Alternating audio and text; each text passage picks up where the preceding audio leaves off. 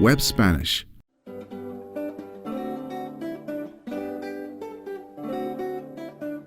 Vamos a estudiar los comparativos. ¿Cuándo usamos los comparativos?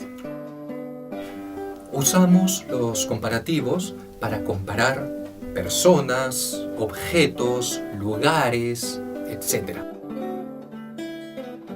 Por ejemplo, Juan es más alto que Pedro.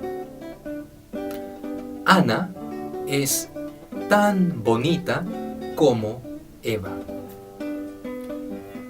Pedro es menos inteligente que Roberto.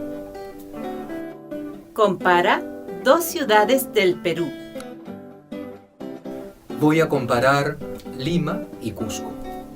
Lima es más grande que Cusco.